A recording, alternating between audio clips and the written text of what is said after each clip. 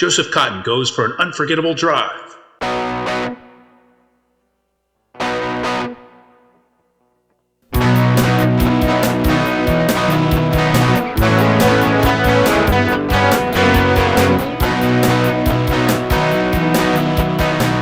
Battle of the Network shows.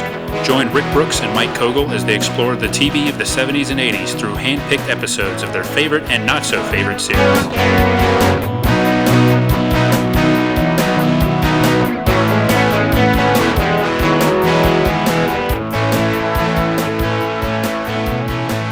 Welcome to Battle of the Network shows. I'm Mike. And I'm Rick. Hello, everyone. And this is our retro episode. I believe the audience voted on, correct? This particular one? Or they chose what we were going to talk about, right? I don't remember that, actually. Did they? I mean, the series, not the... Yeah, I know. It's been a long time. I think they did. Yeah. I think we offered them anthology-type series. Oh, that's right. That's right. We did. Yes. Yes. Yes, we did. We did. Yes, the audience did choose this over, I think, suspense and maybe thriller. Thriller, yeah. With Boris Karloff. Yes. Yeah, this is Alfred Hitchcock Presents, the half-hour version, I guess. Well, what is the difference? I don't know between this About and the Alfred... Minutes. Yeah. Sorry. And the Alfred Hitchcock Hour. Was that just a representation of the half-hour ones, or was it a new show? It was a new show for several seasons, and actually close to 100 episodes of the hour-long version. And some sources just combine them all into Alfred Hitchcock Presents. But it did get a new title, Alfred Hitchcock Hour. And I think in syndication, they tend to split them up, for obvious reasons, because of the drastic length. So, but it's essentially the same show, I believe. Okay. And, well, we can get into that later, maybe. But this episode, in his closing, he makes reference to another episode following it. Do you think that's some sort of syndication thing, or I don't know what was going on there? Yeah, I don't know. I think they recorded multiple intros though for many episodes, because I think even back then in other markets, I think it was airing in England, I think, and they didn't have like the commercial references. So I think he did some multiple. And I don't know when, as far as I'm not sure if even when they were recording, if they would have known exactly when things would have been aired. For example, the episode we're going to talk about, I just learned today that it was directed by Alfred Hitchcock himself, but it was actually it was the first episode that he directed, which is unusual because the very first episode of the show was also directed by him. But this one was actually filmed before the one that wound up airing first. That being Revenge, I think it was called, with Ralph Meeker. Yeah. And Vera Miles, which is a good episode. Yes, it is. But then again, as I think you said to me, Mike, and I would echo that sentiment, we've yet to really find a dud in all the episodes that we've been watching. Right. I mean, there must be one. There's a lot of episodes. Yeah, there really are. The odds suggest there must be some duds, but, and I mean, you steered me towards some, but then some I just picked based on, I don't know, it looked interesting or weird. Right. And I know you have a long-standing rule. Anything with Dick York, you're watching it. Did I see you? I don't think I saw the one. I think he's been in several. a bunch of them. Okay. Yeah. No, I did watch one with John MacGyver. John MacGyver. Yes. And I intended to watch another one because it had him, and the description sounds odd. He's a funeral home director, and one of the clients wakes up to give him directions on how to do his funeral or something like that. Nice. So. Yeah, I'm kind of like that with Claude Rains. I watched an episode with Claude Rains just the other day that actually I'd seen before, it turned out, after I started watching it. But it was very nondescript and not a whole lot of suspense, not even like a huge twist or anything. But it was just, it was Claude Rains, and he's just so excellent in everything. And it was a rather understated performance of his, but it was very good. Billy Mumy was in it too. Man, he was in all those shows, wasn't he? Yeah. No, he was in Twilight Zone. Right. A few times, right? Yeah, and he was in multiple Alfred Hitchcock Presents episodes too. Yeah, so I've had a great time watching Alfred Hitchcock Presents. So I will give kudos to the listeners for voting that one. I think we would have enjoyed any of those, but this one in particular. And one good thing about it is it's widely available, but I will say that with a caveat, because while multiple streaming services have the show, and it's much of it is on DVD, one problem that we encountered is many of the most popular episodes, most famous episodes, are not available on streaming due to the dreaded rights issues, I believe. Rights with the source stories, or? Yes, I believe that's it. Like, as you no doubt noticed, many of these were originally published in a magazine, or, some authors contributed multiple stories, and Roald Dahl in particular, some of ones that were based on his stories, they don't seem to be available for whatever reason. I don't know if it's the Roald Dahl estate. I don't know if Netflix is somehow involved now that they own, bought rights to Roald Dahl's library. But so if you're wondering, some of the most famous episodes, like The Man from the South with Peter Lorre. That's not available on streaming. Lamb to the Slaughter, if you know, you know. That one's not available on streaming. Maybe once he got his own show, he just pulled them out. Like, I'm doing this now. Yeah. Maybe I'll do some of these stories. That's right. but I mean, some of those episodes I have seen on television. So I don't know about you, but I really didn't watch this much until years later. And where I really started watching the show in earnest would be, I guess, in the 2000s on retro television, RTV, the great RTV for a while, when it was showing like everything Universal Studios had rights to from like the 50s through the 70s. But I think I was taping it or DVRing a lot of it at the time and just watching a lot of episodes back then. And I was like, wow, this is a great show that I never really was exposed to as much. I do remember it being on Nick at Night, but I didn't watch it very much when it was on Nick at Night. Occasionally, but not a whole lot. I don't remember. I seem to remember my brother got into it for a while. I think it was on a local station before Nick at Night started airing it. And I might have seen a few, but I really hadn't seen it. I mean, I knew the gist. It was weird stories, and he did the intros, and of course the iconic stepping into his caricature. That was about it. I don't know. I didn't watch a lot of those kind of shows. I didn't. I don't think Twilight Zone was on around us for a long time anyway. So I'm just not sure. But really, this is my first real exposure to it. See, I grew up on Twilight Zone because it was on my beloved Channel 11, and I happen to be wearing my 11 Alive shirt today. But so that one I was very familiar with, and with marathons and everything. But Hitchcock Presents, I don't remember it being much of a thing until the revival on NBC, and then I think it generated some interest in the original, and USA Network was showing the new version later in the 80s. And I don't remember if they were. I think by that time maybe Nick at Night just had the rights to it, but I really don't remember it being in reruns. I'm sure it was, but if it was, I wasn't aware of it until like the late 80s. See, I didn't even remember there being a 80s version. Who hosted it? Well, what they did, I think, was they colorized the old intros, and they reused a lot of those old segments. And I think it was a little controversial at the time. That wasn't, colorization was new, and the idea of reusing the intros was relatively new at the time. And I didn't remember that it actually aired on USA Network as well. So NBC, I believe they only had the revival for one season, and then it went on a little while after that. But when NBC first brought back Alfred Hitchcock Presents, and they made a big deal out of it, I think they presented it as multiple episodes and almost like a TV movie kind of presentation. They did very well with that, and that's what kind of like spurred them to start the series. But I guess it didn't really go anywhere after the series. It was much more successful as that one-time event thing than as an ongoing series. But I think were they pairing that with Amazing Stories? It was kind of around the same time. I was going to ask if it was part of that wave of, because that was around the Twilight Zone movie and the Twilight Zone, the new version of that too, right? Right, exactly. That syndicated Outer Limits, I think, came back sometime in there. That might have been the most successful one. Yeah, like that was on a long time. Yeah, that's a good point. And I think NBC was pairing Amazing Stories and Alfred Hitchcock Presents at least for a while, trying that out. It makes sense, 2.5-hour shows in that format. I think on Sunday nights for a while, but for me, during the 80s, I was just aware of it, but I was much more familiar with his movies, up until like I started watching the show in the 2000s. I feel like I have a Hitchcock deficit in my movie watching too.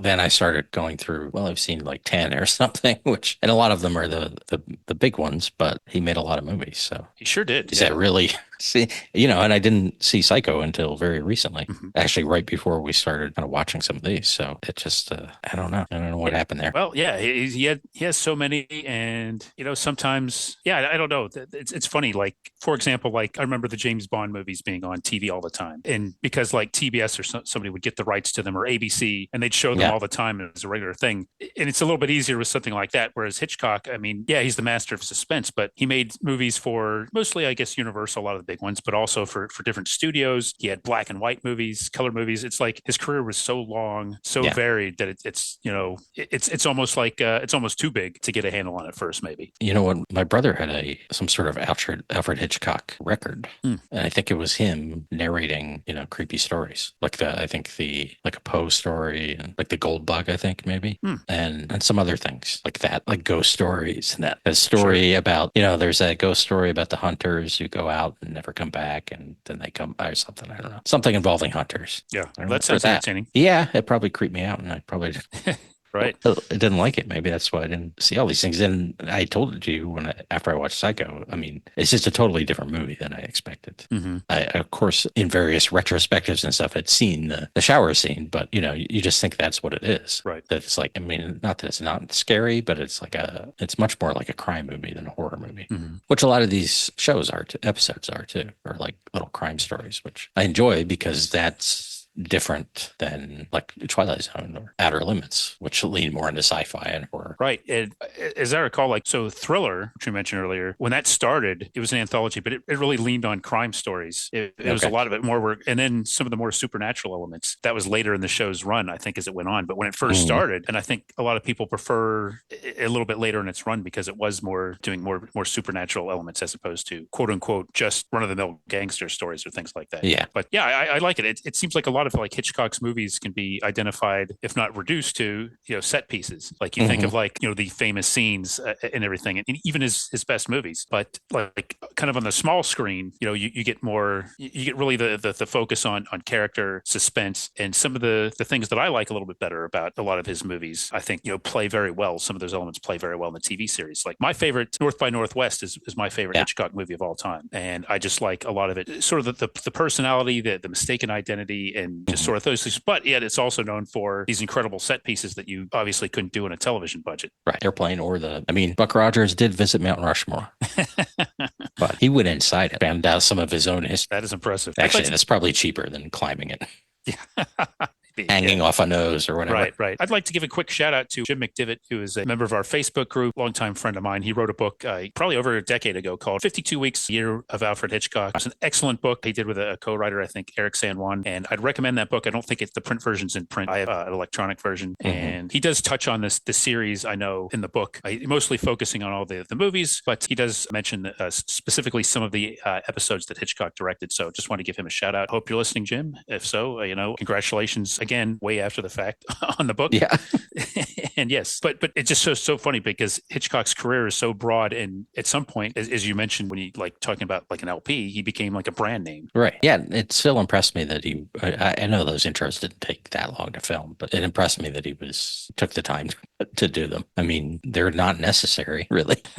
No. The show would be fine without them. But I mean, like this it does add a little levity at the end of an episode that doesn't have really any levity in it. Right. That's helpful. But, he's a busy guy, especially in the 1950s, mid 50s. And I mean, because of my Hitchcock deficit, I don't know exactly when some of the movies came out, but I know Psycho was around then. And some of those other big movies, he's going to the Brown Derby and eating 3 steaks or whatever it was that day. That's right. That's time consuming. Yes. Well, yeah, I mean, we're talking basically 55 to 65. And yeah, he was a thriving, movie director in this period, and still, taking the time to have some degree of involvement. I'm not sure what the creative level was, but directing some episodes and doing the intros, which in many ways the intros are maybe not individual ones, but they're probably as memorable as the episodes themselves. And I'll bet, a lot of people that is what they remember. The intros and the outros, of course, too. Yes. And his wife, I assume, was involved. Yeah, I don't know. Producer. Yes, I don't know a lot about the production history of the show and who was actually the creative force behind it. I mean, it's an anthology, yes, but Rod Serling, stands out. Obviously, he was very involved in the Twilight Zone with some story editors and some really hands-on guys there. I'm not sure how the process went on Alfred Hitchcock Presents. I think for a show that went 10 years and several hundred episodes, I was looking around for some material on it, and there's a really big book that's long out of print, like a 600-page book, the Alfred Hitchcock Presents Companion. I thought, that might be interesting, but it's way out of my price range. That probably does have a lot of information, but I don't know if a lot of people have written about it as a show so much, and I wonder if the TV show is overshadowed by the film work. I'm sure it is, especially since the films are his vision, and people treat them with great detail and looking for answers and all of that kind of stuff. I imagine it's somewhere between, the TV show has got to be somewhere between his movies and like the magazine. Didn't he have there was an Alfred Hitchcock magazine? There still is, yeah. Yeah, and where the assumption would be he was just lending his name to it for the most part, and maybe at one point using it for possible stories or material, things like that. Yeah, But I just realized that might have been a source. yeah, but the TV show, yeah, I mean, I don't know how much involved he was in episodes that he wasn't personally directing, but it doesn't feel that way because he's so indelibly linked to it through the hosting segments. So yeah, I'm not sure. I would like to know more about the production of the show, to be honest. Do you think, the Truffaut and those guys were writing about the TV show in Cahiers de Cinema?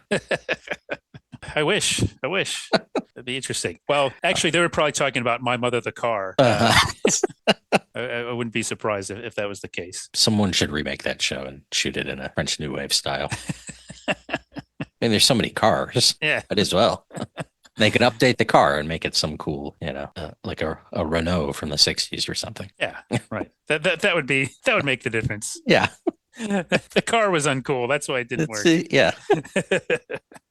Yeah, so several hundred episodes of this show, and you and I have both seen a bunch of really good ones. So very difficult to narrow it down. And there's also, I think that the shows are known mostly for their twists. There's some that really don't have twists, and I don't want to say too much about those necessarily because it would sort of give it away. But one thing I do want to make a comment, because it doesn't really happen in this episode we're going to talk about, if that makes sense, is the fact that the outros often are just totally inconsistent with the program you just watched, and it's sort of like a tacked on morality play. Lori and I watched an episode just last night that I'm not going to mention the episode right now, but it had what you would describe as a deliciously wicked ending, very satisfying in a kind of heinous way. But then right after the story, there's a tacked on, oh, by the way, he didn't get caught and he went to jail for it. Yeah. And it's funny because, and actually there was something else to it. He had an element that was actually very funny, but it's interesting that they put that on. And then there's some episodes where it goes one way, and what he says at the end almost goes the other way. He makes it more negative a little bit too, But it's just like I was saying to Lori, I said, because she was almost disappointed by that. She's like, well, that wasn't really necessary. I'm like, yeah, you almost have to watch some of these and just treat the intro and outro as its own like separate thing. Right. Yeah. And just to say, okay, the actual show ended, when it faded to black, and then this other stuff is just for fun. It's just for entertainment purposes. The other stuff was real. Yeah. I think a few of those were almost like where you think someone dies or something, and then he turned out okay. Yeah. Sorry, there was more Claude Rains than or James Mason than Alfred Hitchcock. I would watch James Mason Presents. It would have been excellent as an anthology host. Instant gravitas with James Mason. Our next story is about something that will sound like sex when I say it. Yeah, it would have been good.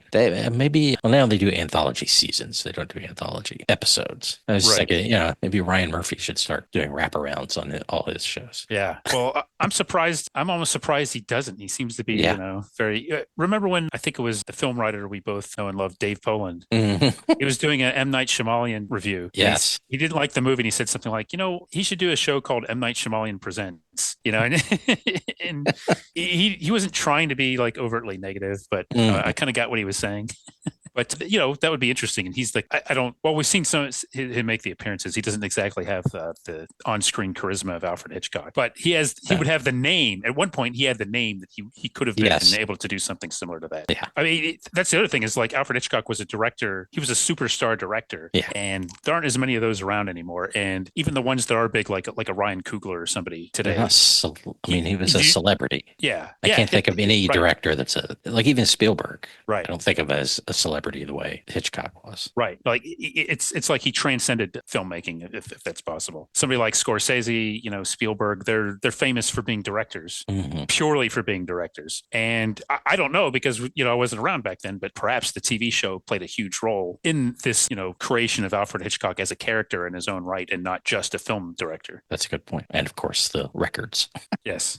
You have to look into that. Yes. And I actually have a board game here. I don't know if I showed you this one or not. It's like an Alfred Hitchcock Presents board game. It's not from the time of it, but it's like a party game, kind of like a murder mystery kind of game, And it's like, he's, his name, that there's action figures of him, just all kinds of stuff. And that's kind of funny in itself because one of the hallmarks of his segments on the show are his mocking the commercials. Yes. So he kind of has it both ways, I guess. Mm-hmm. Well, but he often admits that it's the price of doing business, right? You have to suffer this. in order to get to the story. That's right. And I guess the advertisers were okay with it. I think they loved it. In a way, it puts more emphasis on the ads, and then and sometimes, especially like near the end, I think in this one there's a fade out and then it comes back. And obviously we don't get commercials, but you might be tuning in and you might stick around just to see what he says about what you just saw. It's not going to be specific to the product, but it'll be something like commenting on the fact that we just saw an advert, So yes, I'm a little jealous because sometimes he says, we'll be back in 30 seconds or 60 seconds. Mm-hmm. Those were the days. Yeah. One commercial. Yes. Not so much anymore. Especially on certain streaming services. Yeah. So I stuck to one streaming service. I did too. Yeah. After a point, because the episodes are a little bit scattered. And I think the fact that the episodes are missing, it leads to some confusion. So I did find one reliable source, more reliable than the others. Mm-hmm. And I'll put it in the show notes, but I don't really know if I want to say it now because things change so much in streaming. And, that's right. But I think we were watching it on the same source. Yeah, you steered me that way, which was good. Yeah. And the commercials really weren't too bad, and they were in the proper places. Yes, I am impressed by that. Because this episode has a couple moments that you could imagine triggering some sort of software to put in a commercial. Yeah, that's very true. And it's a series in general that is structured a certain way and very specifically structured for almost like a 2-act structure a lot of times. So it's good not to mess with that if possible. So I guess we should get into this. Yeah, I think so. So we with Breakdown premiered November 13th, 1955. And would you like to know what else premiered on that night of November 13th, 1955? I would. I'm glad to hear it. The 10th season of Gunsmoke. Yes. Well, actually, not Gunsmoke, but another long-running show anchored the night on CBS, which is where Alfred Hitchcock Presents aired. By the way, we didn't mention that, but it went back and forth from CBS to NBC like several times. And again, I'm not sure what the story was behind that, but so it was on both networks, mostly CBS though, for its run. But on this particular Sunday night, CBS began the night with Lassie at 7:00, Private Secretary at 7:30, sitcom with Ann Sothern. At 8:00, it was the Ed Sullivan Show, and Shirley Booth and Edith Piaf were among the guests. I believe there was also a ventriloquist, some other, all kinds of entertainment, of course, on the Ed Sullivan Show. 9:00 was General Electric Theater, and the episode featured Alan Ladd as a policeman, and it was called Farewell to Kennedy. I believe the policeman was named Kennedy. I don't think it was political or anything like that. Seems a little early for that. Yes. It was, more like hello to Kennedy. He was on the rise. Alfred Hitchcock Presents was at 9:30, and then at 10:00, another anthology show called Appointment with Adventure. Largely forgotten today, I believe. At 10:30 p.m., What's My Line? What's My Line, of course, one of the big panel game shows of the era. And isn't it kind of interesting, I guess appropriate, considering how sophisticated it was thought to be and present itself as, that it was on 10:30 on a Sunday night? Yeah. I mean, that seems really late, but I don't know, maybe they did it so that like Arlene Francis and Kitty Carlisle could go to the shows on Broadway and then show up at the studio like right after it. I don't know. But man, 10:30 p.m. So that's something else. NBC at 7:00 had one of my great favorite forgotten shows, It's a Great Life, which was a sitcom about 3 guys who lived in a rooming house that was run by the future Aunt Bee from the Andy Griffith Show. And I really like that show. It was on Good Life TV long ago, and nobody seems to remember that or show that or have that anymore. 7:30 p.m. was a Western anthology called Frontier. It was a little bit unique in that it was less about gunfighting and violence and more like kind of character situations and more. I think on this particular episode was like the first of like some 2-part thing about the founding of the Dakotas or something like that, So it was a little bit more ostensibly high-minded maybe than some other Westerns at the time. 8:00 was the Colgate Comedy Hour, and this was in the Martin and Lewis era. 9:00 was the Alcoa Hour, another anthology, doing the plays, and episode name was A Girl Can Tell. 10:00. And every episode involved aluminum. Yes. 10:00 was yet another anthology show, the Loretta Young Show. And 10:30 p.m. was a show called Justice. And this particular episode had James Gregory, and it was called The Big Frame, about some worker who's being harassed at work. But it was based on actual case files, and it was like a kind of a legal anthology dramatizing, real cases and incidents. Okay. So that leaves ABC. ABC, I believe at this time, was largely dependent on local programming. So I think that the only national shows it had on started at 9 p.m. with Chance of a Lifetime, which was kind of a reality competition show hosted by Dennis James, who was a big game show host for a while. And at 9:30 was the original Amateur Hour, kind of a famous show at the time. So yeah, that's Sunday night, November 13th, 1955. Well, back when Sundays mattered on TV. Yeah, there's a lot going on besides pro football. I mean, just Ed Sullivan, Martin and Lewis, and Alfred Hitchcock it's a pretty busy Sunday night. It really is, and it's quite a lot to choose from. And there's I love the fact that there were so many like dramatic anthologies. I mean, it's kind kind of, I think, because you think of like quiz shows and some of the famous sitcoms like I Love Lucy and everything, and just because they don't rerun as well, it's easy to forget that, how big in the mid 50s, like these television anthologies, many of them live. At some point, they weren't so much, but I mean, there's a lot going on, and I'm sure not all of them were worth watching, but there's probably a lot of good stuff. I mean, you had Alan Ladd in an episode here. So, yeah, some good stuff. Yeah. And like What's My Line still shows up on some of those digital subnets, doesn't it? Yeah, I think it does. Yeah. I think those shows have very fervent followings, and circulate the episodes. And I think I think you can go on some of the streamers and find like selections of the episodes too. So they're still around. Fortunately, a lot of those are still available, and they're fun to watch. So yeah. So this episode we mentioned was directed by Hitchcock himself and written by Francis Cockrell and Lewis Pollock, who also wrote the short story that it's based on. Yeah, and apparently this story appeared in Collier's magazine in 1947. And did you see there's an interesting bit of trivia about this Lewis Pollock? Did you see what happened? I didn't. So he wanted to make it as a screenwriter, and he found out he has very few credits, and he was wondering why he wasn't selling anything. Well, it turned out there was some kind of storekeeper who actually refused to name names before the House of Un-American Activities Committee, and he had the same. It might have been spelled differently, but it was basically the same name. So I think the feeling is that he was inadvertently blacklisted. He was even the wrong man, but that appears to be the reason, or a possible reason, why his work wasn't selling, because he was like shadow blacklisted without even knowing about it. Wow, that's like an episode of one of these anthologies. Yes, now that you mention it, yes. So yeah, that was interesting. And before this episode, the same story had been the basis for an episode of either Suspicion or I think Suspense, and it was, I believe they also used it on the revival later. So this story was used several times and appeared in multiple places over the years. Well, parts of it are easy to film. Yeah. For sure. Maybe not on the actor, but yeah. So it opens, of course, with Alfred Hitchcock, and he's reading a little mass market paperback of short stories and talks about how he loves the stories, but he says the one we're going to see is properly terrifying and might have a little moral in it. Then the story proper opens in Miami, and there are two businessmen in a little, a cabana on the beach. Yeah. One of them is the Joseph Cotton, the great Joseph Cotton, from, of course, many Orson Welles movies and many other movies. And he is dictating a letter to his secretary, who's, of course, sitting there in her full secretary outfit while they're lounging around in bathrobes. Yeah.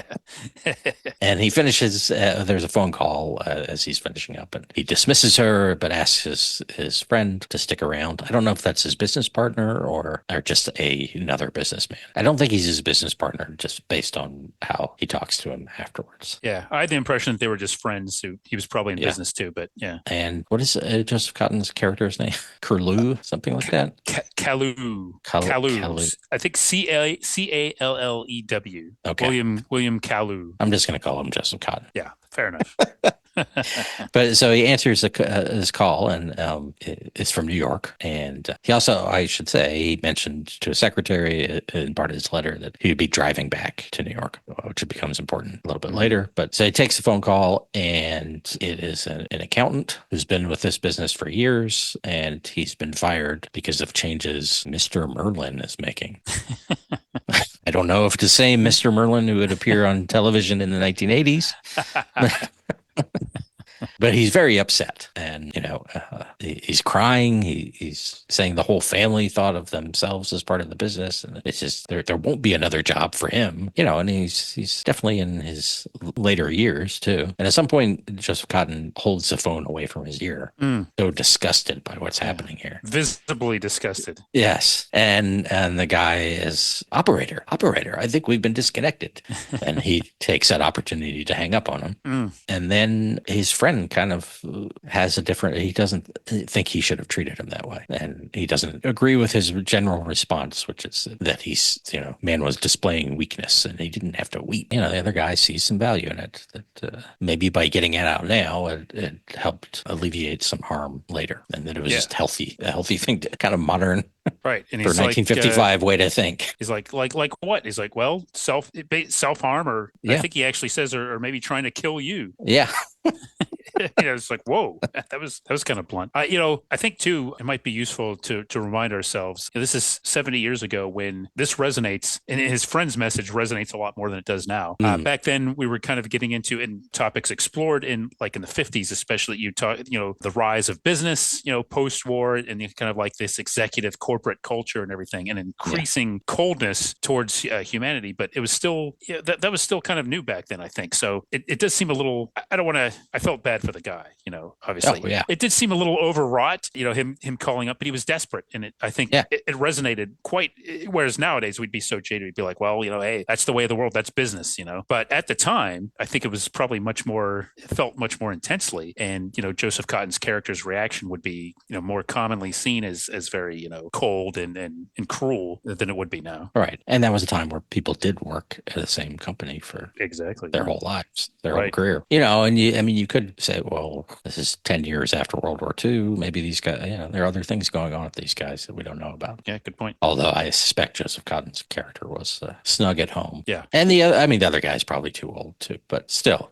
And kind of going to your point about people working at the same place, I think Joseph Cotton says, doesn't he say something like you get 6 months of severance pay? Yeah. He's kind of like, oh, come on, man. Don't, buck up. You got 6 months. Right. 6 months sounds amazing right now. It does, yes. But the point being that it wasn't all about money for this guy. It was about his sense of identity and belonging to the company and seeing it as a family, that it wasn't so much like just the fear of losing a job as just like this loss of being stripped of his sense of worth and his identity. Yeah. I also like that he's sitting at this wooden desk with this giant ledger opened up in front of him. Yeah. I mean, that thing is... It's just huge. Yeah. Now this guy is an old school bookkeeper. Yes. Glasses, eye shade. The whole bit. He looks the part for sure. Yeah. So we see Joseph Cotton is driving home now in his nice convertible up US 1. That's how he would have been getting from Florida to New York back in the 50s. Mm-hmm. And he encounters this detour. It's just a flag man and gets detoured onto this dirt road in the swamp. What a detour, huh? Yeah. He comes to a stop. There's another flagman, and there's a prison road gang, and they've just finished whatever they were doing, and they're being ushered into the back of a truck. Mm-hmm. And there's a guard, telling him to stop, and then he waves him on, and as he's pulling forward, a bulldozer emerges from the trees, and he sort of tries to veer out of the way, but the bulldozer hits him, and he hits the truck, and presumably many human beings, and it cuts to black. And then when it comes back, and it's really intense. I really mean this too. I think that single scene of that accident was scarier than anything in Killdozer. I'm not to suggest that it was a sentient vehicle. No, there was a man caused this driving. Accident. Yes, but man, it was. It was just, and it was not drawn out. It was quick. It happened quickly, but it looked credible as well. The whole thing, which made it, seem even scarier. Yes. And then we get a long bit from his point of view as he wakes up, and his vision is blurry. It kind of comes in and out, and he's thinking, and the audio has a little bit of, some echo to it or something. So we know that he's thinking. And then we see him, and as he's realizing that he can't move, that he's paralyzed, and he is trapped under the steering wheel. It's pressing down on his chest, and then his chin is on top of it, and his eyes are open. He can't shut his eyes really, but he does realize he can see and he can hear, and he starts working through the possibilities. They'll be here soon. They'll find me. And eventually 3 men do show up, including Aaron Spelling. Yeah. Young Aaron Spelling. Yes. And they just strip the car of its parts. I mean, they give him they look and they're like, that guy doesn't look good, or that guy's dead. And they take the tires, they take, whatever, the stuff in the trunk. And they do mention one of them is about to light a cigarette, and the other one stops him because there's a gas leak. And then the whole time he's like, what are they doing? When are they going to get to me? And then it kind of dawns, they're just here to steal things, which they do. And they scamper off into the woods. Yes. And there he is, still lost. The sun beating down, that Florida sun beating down on him. And then after that, 2 of the prisoners who weren't killed by this accident show up, and they're not sure if he's alive or dead. And I think one of them, mentioned, we could hold a mirror up to his breath, and why not just check my pulse? Yeah. But they think his neck's broken, and they're looking for clothes. That's what they're hoping to get, so that they can disguise themselves. But they do, they pull the steering wheel off him and lay him across the seat, and then his mouth just kind of hangs open. And he looks dead. Yeah, it's really morbid knowing that his the narration is coming from him, but just something about his appearance and just the lack of his inability to move. It's very eerie. This might be a good point. Something I wanted to mention is that this episode gives rather prominent speaking roles to not one but two black actors, and the one in this set is James Edwards, who is an acclaimed actor, worked a lot, and I remember he stood out to me as he was in one of the early episodes of The Fugitive playing a boxer. But yeah, it's very interesting in the previous set, the trio, that there was as a black actor in there, and I just thought it was unusual, and you didn't mention it, rightfully so, because there really was nothing to make of it. But for 1955, I think that's actually significant in retrospect. Yeah, also significant. They didn't really, they're not laying him across the seat out of charity. They're doing it so they can take his clothes. Yeah. And I guess split them amongst each other. His thoughts, they start building up, and he's, I'll remember what you look like. And then he just kind of stops thinking. And there's nothing for, I don't know, like a minute from him. And eventually they leave. He's realizing how quiet it is. And he's even like, I sort of missed that. How ridiculous. Yeah. And you could have mentioned there that, just how the silence is interesting, and that gap there, it really kind of adds to the drama too. Because in this episode, in between the bits of dialogue and narration, it is very quiet. Mm-hmm. Except, as we'll get to when it's not. But that's just another nice little touch that adds to the atmosphere in this episode, those silences. Yeah. And he starts kind of like what ifing about the various scenarios. Again, if they find him, how will he let them know that he's still alive? And he just starts trying to move something, and he decides on a finger, I believe. He actually decides that. And then we hear some tapping, and he realizes his finger is moving. So he's tapping the side of the car or the seat. And he says, yes, I'll tap. When they get here, they'll hear my tapping and they'll know. So later it's night, and the sheriff and many other people have arrived and are inspecting it. And there's a lot of chatter and machinery, like tow trucks or something, machinery going on. And he's tapping, but they can't hear him. And, there's too much noise. And they pull him out. They put him in a truck or an ambulance, and they don't see that his finger is moving, and they take him to the morgue. And so he's lying there outside and weirdly hopeful, like, now they'll put me on a table, and then I'll tap my finger and they'll know. And they put him on a stretcher, and they're wheeling him through the hallway, and he's tapping, but it has really squeaky wheels. Yeah. Why don't they get some oil for those wheels? Yeah.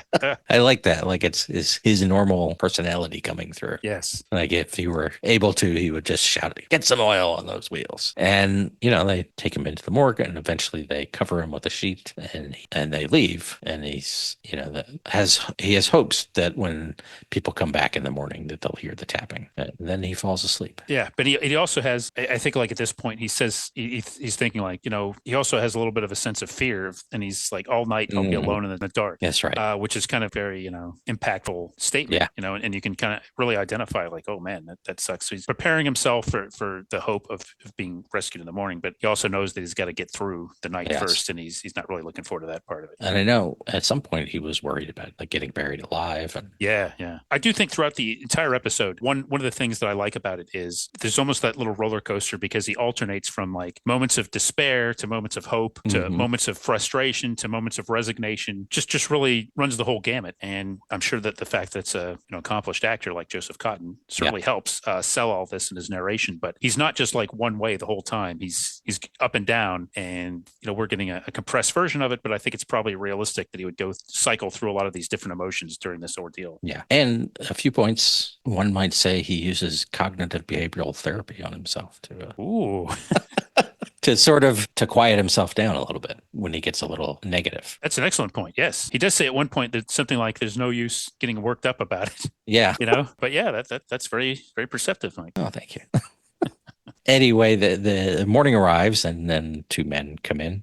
And I think most of this last scene is from his point of view, with a few exceptions. But, they're looking at him, and he's tapping, and then he realizes that when they moved him off the stretcher, they put him on top of his hand. So there's nothing happening there. And he starts panicking as they're talking. And then these guys, so I assume one of them is a coroner and one of them is an assistant or something. But I believe the coroner looks, and they notice that he's crying. And mentioned they've never seen that before. And then, we see see his face and a tears rolling down it, and there are shots again from his point of view with water running down the lens, and they realize that he's alive. And the coroner goes off to get blankets and things, and the other guy says, "Don't worry, we're fine. We'll take care of you." And that's the end of the story. I mean, we don't hear something about the way the guy says that. I thought was very tender. It really touched me surprisingly more than I expected. Yeah. I mean, how fine he'll be is left up to us to think, but I mean, they talk about the injuries that he has, and they sound pretty severe.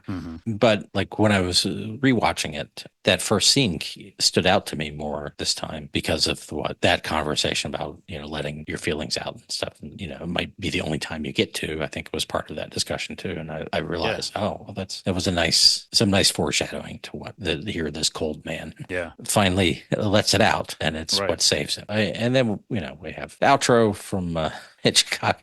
Well, that was a bit of an ear thing. And it reminds him of being, that it's a thing that comes back in a lot of these, the idea that he's living inside the TV. He's trapped, and, only the audience has the power of life and death over. Right. They can turn them off at any time. That's change right. the channel. But yeah, I mean, it's a heck of an episode. It's very disturbing. I mean, I think kind of that, like, sort of being trapped inside yourself is certainly taps into some of my fears. I think it has kind of the best of both worlds for these episodes, in the sense that it's very tense and disturbing, yet it also has a pleasant, I think, what despite the issues he faces, what we could agree is a very happy ending. So you sort of get that relief at the end. I think it's excellent. By the way, this particular episode won an Emmy Award for Best Editing. So I'm not sure exactly what the categories were at the time, but probably a lot of that. We talked about elements like this, the cinematography, the sound design, so many things, like obviously the directing. I kind of like to think of that as just an acknowledgement of how well put together the episode was. Yeah, I mean, you have to do to make it effective. It required all of that, because essentially it is just a guy lying in a car thinking.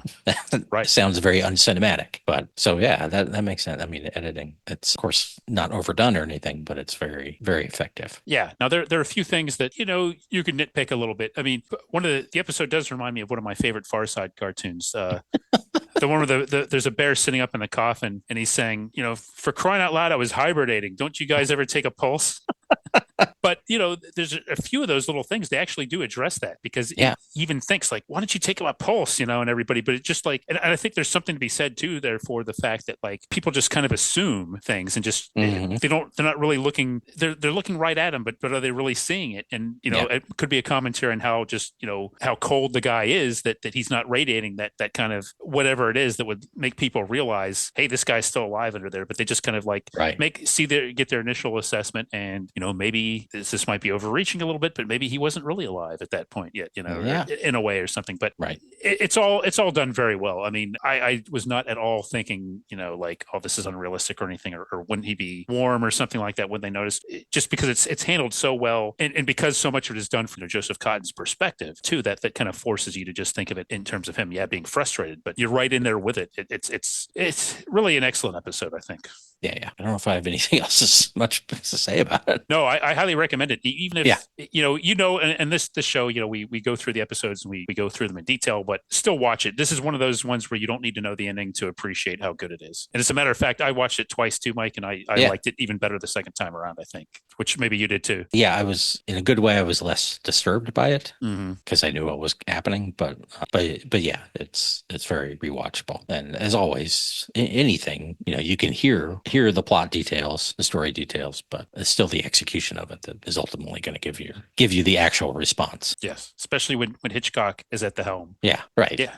You can say what Psycho's about, but it's not going to be as effective as seeing those performances and the way it's filmed, or any of his anything, even a crummy movie.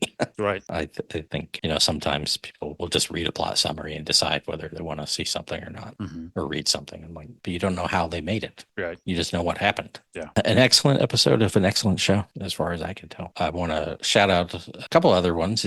One you recommended, which The Glass Eye with William Shatner and Jessica Tandy. Yes. That was disturbing in a way you might more expect from this kind of show, but still good. And I don't think you can really predict where that's going. No.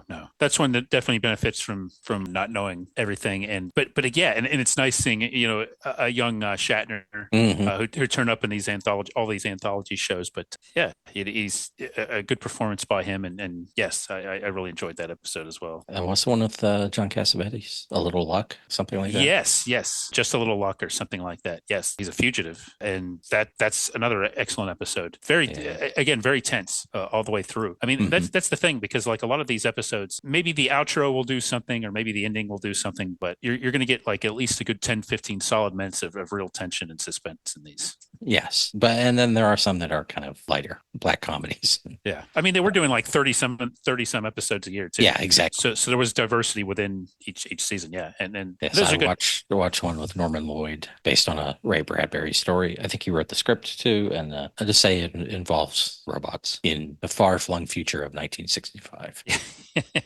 Yeah, I was just thinking like I think there's some people Twilight Zone super fans and Twilight Zone fans that don't care for the comedic episodes as much, but I don't know if that's the case with Alfred Hitchcock Presents. I don't. I mean, it's To such a me, part of his energy yeah, already that I would think not. But yeah. To me, that isn't an issue. Whereas I know there are some people, and it may. I think some of the maybe some of the least popular episodes of the Twilight Zone happen to be those lighter episodes, but it's possibly just because they're not as good as some of the other ones. Not just because the fact that it's not as gripping. Yeah, some of the lighter episodes of Alfred Hitchcock Presents are very good too. There's one I think is it called the Taking of Mr. Pelham with Tom Ewell. I think that's from the first season. yes, yeah. That's a very interesting episode. And they never even attempt to explain it, right? It just Right. happens. Exactly. There's just it establishes something and stays true to it, and it's one of those ones where it's like almost like the ambiguity is part of the is part of what's disturbing about it. It's very interesting. Yeah, there's just so many good episodes and actors that reappear. You Mhm. mentioned Norman Lloyd is in a bunch of them, right? Was a producer. Well, yeah, he directed one I watched like right before the one he was in. And yeah, and he's some sort of producer or something. They probably had a requirement that someone with a proper accent was on set at all times. Yes. Yes, and who's the guy that directed a bunch of episodes? Robert Stevens, was it? Yeah. Yes. And yet it's only like 40 or 50 episodes. Right. It seems like, oh, well, that's not that much. But Yeah. It's amazing. Yes. you have 7 seasons. I'm looking through Guilty Witness from the first season has Robert Simon, who played J. Jonah Jameson in Spider-Man that we talked That's about right. earlier this Yeah. season. I'd recommend that one. Really, okay, I'm looking, and right after that one is a Christmas episode with Barry Fitzgerald as an ex-con who becomes a department store Santa Claus and the 10th Avenue Kid. Okay. And that's kind of a lighter episode, but I found that very enjoyable too. You Gotta Have Luck was the one with John Cassavetes. Okay. Yeah. Just a few others I'd mention is there's one called Never Again. That's one I mentioned to you that I don't know if I want to watch it again. It was so disturbing. I watched it the first time, Uh-huh. and I won't say anything else about it. But it's one of those ones where even the outro is very somber, which makes it stand out, all the more in my memory. And it's kind of a departure for the series. And another one with Billy Mooney, I believe it's called Bang Bang. That's another just incredibly almost tough to watch episode, but one I'd very much would recommend. I'm trying to see what episode that's from. Certainly a memorable one, but yeah, and then a lot of the Roald Dahl episodes that we mentioned earlier, if you can find them, those are some of the most talked about ones. Oh, here's one I want to mention too: the Crooked Road with Richard Kiley and Walter Matthau. Yeah, that's a good one. Yes, excellent episode. I'm sorry, I'm just going through and I'm looking, and there's just everyone. Oh yeah, that's a good one. That's a good one. That's a good one. I mean, really, it's almost like you can't go wrong just going in and picking it. If you see an actor that's interesting, go for it because you're probably not going to be disappointed. Exactly. And I'm also seeing a few that I haven't seen and thinking, hey, why haven't I seen this one? I don't remember this one at all. I got to watch this one. So I don't know if I mentioned to you, Mike, or if you saw it, directed by Norman Lloyd, the contest for Aaron Gold in season 6 with one of our favorites, Sidney Pollack. Oh no, is the main actor in it. That's a very good one. Takes place at kind of like a summer camp. that's one. Shopping for Death was one I watched about these two retired insurance men who trying to predict violence and stop it. It doesn't quite work out the way they hoped. Bang You're Dead is the episode I was thinking of in the second episode of season 7, and it's another one directed by Alfred Hitchcock as well, and which kind of points out that like season 7, they were still doing great episodes that many episodes into the series, so there's a pretty high level of quality. Now the hour-long episodes, I really haven't seen nearly as many of those. I just got the impression that the show worked much better as a half-hour show, but I really love like the half-hour anthology format. So I don't have as many come to mind in that. And I just think I prefer the 30-minute episodes, but I'm sure there's a bunch worth watching watching there. But I think it's impressive that, in its 7th season, some of these I've seen, and they're just as good as some of the other ones. So that speaks to the overall quality of the show. This is also a Ray Bradbury one. And so died Ryaba Chewinska. Well, anyway, season 1, episode 20, as Claude Rains and Charles Bunsen and a ventriloquist dummy. So you can look that up yourself and try to figure out how to pronounce this.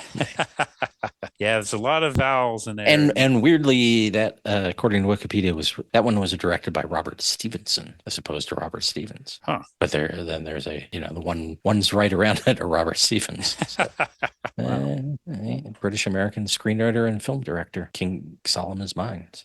That could be a mistake, though. Maybe it was a mistake. Maybe the Alfred Hitchcock Presents people botched that. Ooh, yes. Well, Hitch himself would likely have a droll comment explaining that away, but it's too late now, unfortunately. But yeah, just a great series. Really had fun watching this, and I'm going to keep watching these now that I'm in the habit.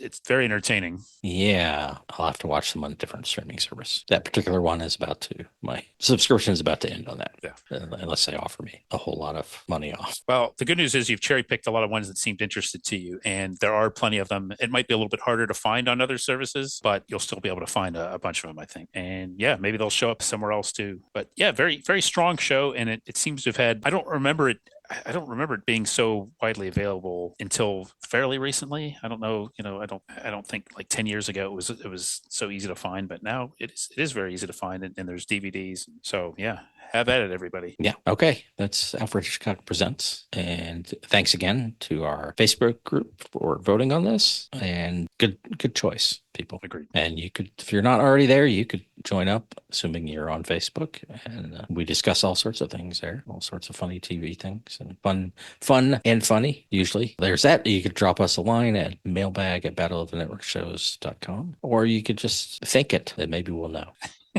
Like Joseph Cotton. Yeah. We'll somehow hear your thoughts. I mean, I can't guarantee it, but it's worth a shot. I'm not going to say it won't happen. I'm not going to say it can't happen. Why not? Many things are possible, as we've learned. That's right. Okay. This episode brought to you by Alfred Hitchcock Presents, the monthly gift box that always comes with a twist. This episode also brought to you by Squeaky Wheel Oil. You never know when you'll need to hear what's going on around. This episode also brought to you by William Kalu's Breakdown, what I learned on a fateful trip from Miami to New York and how to apply it to business.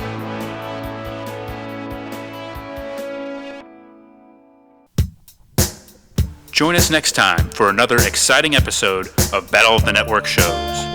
Learn more, leave feedback, and suggest future episodes at battleofthenetworkshows.com.